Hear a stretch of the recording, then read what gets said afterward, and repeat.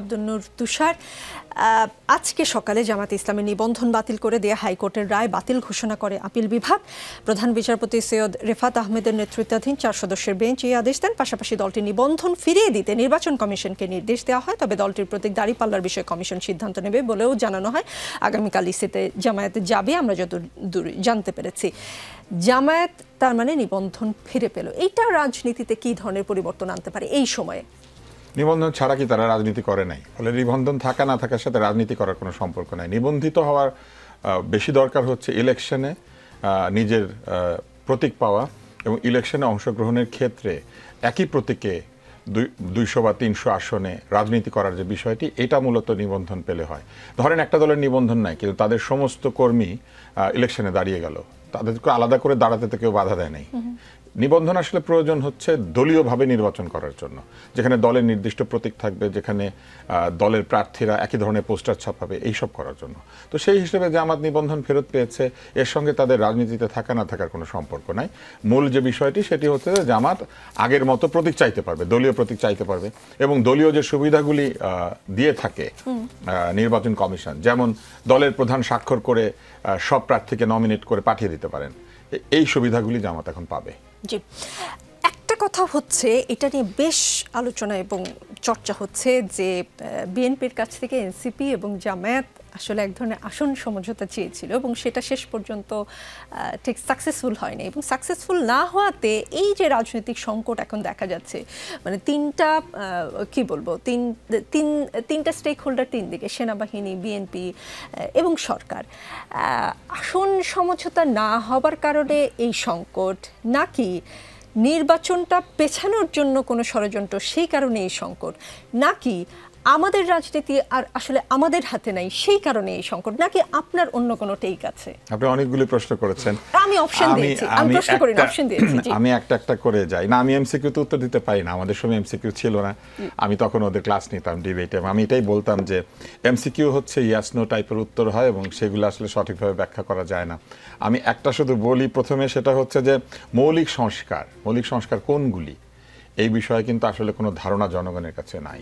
কেননা প্রথম মৌলিক সংস্কার তো ইলেকশন, কেননা 16 বছরের মধ্যে প্রথম ইলেকশনটা ছাড়া, অর্থাৎ 2008-এর যে ইলেকশনটা ছাড়া বাকি ইলেকশনগুলি তো গ্রহণযোগ্য হয় নাই। ফলে দেশে যে গণতন্ত্র নাই, এটাই তো সংস্কারহীনতার একটা বড় কারণ। কারণ গণতন্ত্র না থাকার কারণে পার্লামেন্টের ভেতর থেকে যে আইনের সংস্কার, মানুষের চাহিদা অনুযায়ী দেশকে পরিচালনার জন্য নিয়ম নীতি সংস্কার, সেগুলো হয় নাই। এক ব্যক্তির শাসন বা কিছু ব্যক্তির শাসনে বাংলাদেশ ছিল।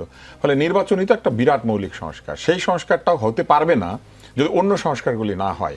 এটা হচ্ছে এক বা আরও কিছু দলের শর্ত। আমার কাছে মনে হয়েছে যে এই দলগুলির শর্ত এই জন্য দিচ্ছেন যে তারা আসলে নির্বাচনের জন্য প্রকৃত অর্থে প্রস্তুত না, যদিও তারা দাবি করছেন। তারা 300 আসনে প্রার্থীর নাম ঘোষণা করতে পারবেন যদি আমরা বলে দিই নির্বাচন যখনই হোক, তারা বলতে পারবেন তাদের 300 আসনের সম্ভাব্য প্রার্থী কারা, বলতে পারবেন না।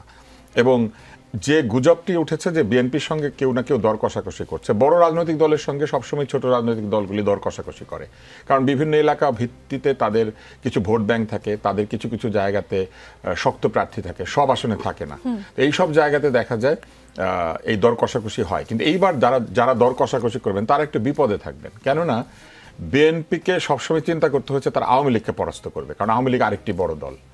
যেহেতু আওয়ামী লীগের কোনো প্রার্থী থাকবে না বলে আমরা মনে করছি এখন এই নির্বাচনে, সেহেতু বিএনপি কি কারণে এই ছোট ছোট দলগুলির সঙ্গে আসন ভাগাভাগি করবে? আর জাতীয় সরকার তৈরি করা আর জাতীয় ভিত্তিতে পার্লামেন্ট তৈরি করা দুই জিনিস। ইলেকশন হলে জাতীয় ভিত্তিক পার্লামেন্ট তৈরি করে, কারণ মানুষ ভোট দিয়ে প্রত্যেককে পাঠায়। ফলে পার্লামেন্ট নিজেই একটা জাতীয় পার্লামেন্ট। সেই জাতীয় পার্লামেন্ট থেকে সরকার তৈরি করার সময় যদি বিএনপি সেই সরকারে অন্যান্য দল থেকে অংশগ্রহণ নিশ্চিত করতে চায়, সেটার জন্য তো পার্লামেন্টের মেম্বার দরকার হবে এমন কোনো কথা নাই।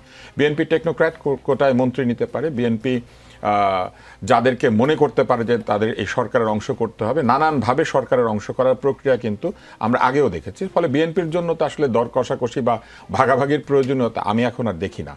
তারপরেও যদি বিএনপি নেতৃবৃন্দ মনে করেন, কারণ এখানে বিএনপি নেতা আছেন, আমি উত্তর দিচ্ছি, এটা খুব অদ্ভুত ব্যাপার, আমি আসলে পুরো রাজনীতি আপনার কাছে তারপরেও যদি বিএনপি মনে করে যে তারা কারোর সাথে দর কষাকষিতে যাবে বা কাউকে তারা কিছু সিট দিবে, বা সেটা তাদের রাজনৈতিক সিদ্ধান্ত হবে, কিন্তু ভোট গোনার সিদ্ধান্তে আমার কাছে মনে হয় যে বিএনপির কাউকে সিট দেওয়ার কোনো প্রয়োজন নাই। কারণ বিএনপি এর আগেও 300 আসনে সব জায়গাতেই তারা প্রতিদ্বন্দ্বিতা করেছে এবং তারাই মূলত প্রথম অথবা দ্বিতীয় ভোটটা পেয়েছে। ফলে ভোট ঠিক মতো হলে তো বিএনপির অন্য কারো ভোটের উপর চড়ে জেতার দরকার নেই। আগে হতো, কারণ আগে আওয়ামী লীগের মতো শক্তিশালী প্রতিদ্বন্দ্বী ছিল, বিরাট একটা মোর্চা ছিল, 14 দলের মোর্চা ছিল, সেখানে কমিউনিস্টরা মূলত আওয়ামী লীগের দিকে ছিলেন, তখন একটা ভোট গোনাগুনির ব্যাপার ছিল। এইবার তো সেটা নাই, সাথে নেওয়ার প্রয়োজন ছিল, এখন আর এখন প্রয়োজন নাই। নেই। সবসময় কিন্তু বিএনপি জামাতকে সাথে নেয় না, এটাও সব সময় নেয়নি, কখনো একবার বা দুবার নিয়েছে। একবার বা দুবার নিয়েছে।